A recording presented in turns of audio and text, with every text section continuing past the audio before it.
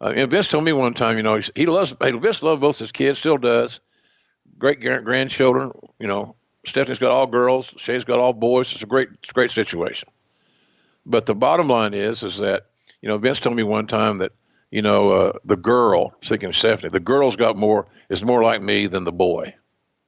And I don't know how we even got the conversation, but Vince always saw Stephanie had that eye of the tiger, very aggressive, sometimes hyper aggressive in the eyes of some, I'm sure.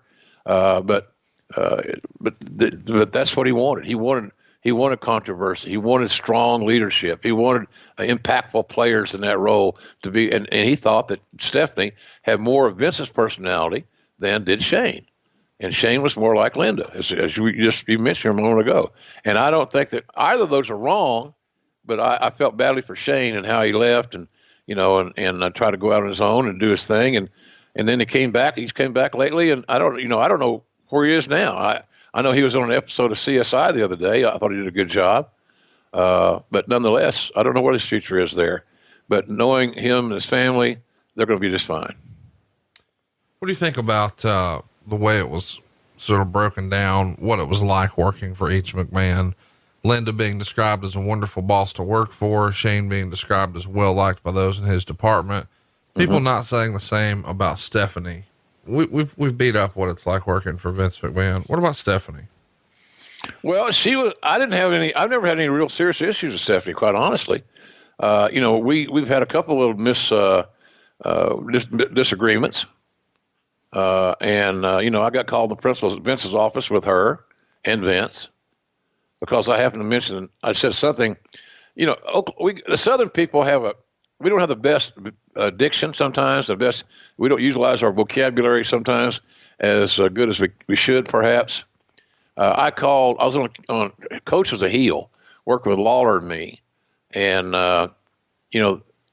because it was that never ending test to replace JR, and younger, more diversity. Cool. Hey, I'm a Native American, and that's kind of diverse, right? I called Coach in the heat of the battle. I said, "Boy, let me tell you something." Now, I didn't call him boy.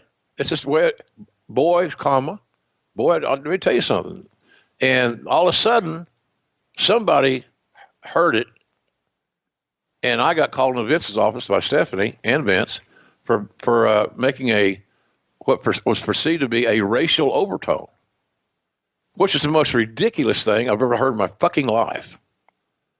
And I think Coach was in that meeting too. So I had to apologize to Coach for offending him if I did.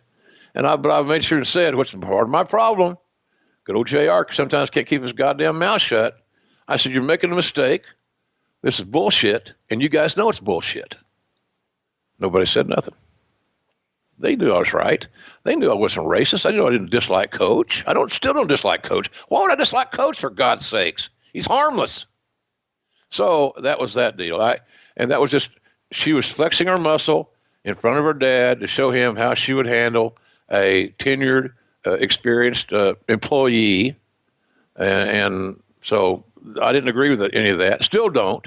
It's still untrue. It's still bullshit.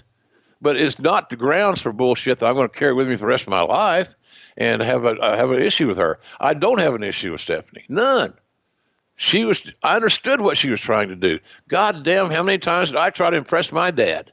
How many times did I try to impress his ass? And I fell short more often than not. Till finally one day in my entire life, he told me he loved me. One time.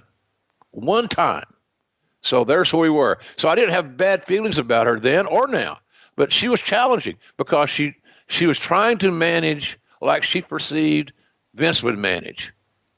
And I think now, from what I hear, she's managing more. She's more comfortable in her own skin. She knows her role there. She's got a big position there in the WWE. And I think that she's probably not as heavy-handed as she once was, because she knows that's not the way you motivate talent in today's world. Hey, it's Conrad Thompson. Thanks for checking out the podcast here on YouTube. Be sure to hit the subscribe button and the notifications bell so you get a notice anytime we upload some new content. And go save yourself some money right now. If you're in a 30-year loan or you have credit card debt, it's not a matter of if I can save you money. It's a matter of how much. Find out right now for free at SaveWithConrad.com.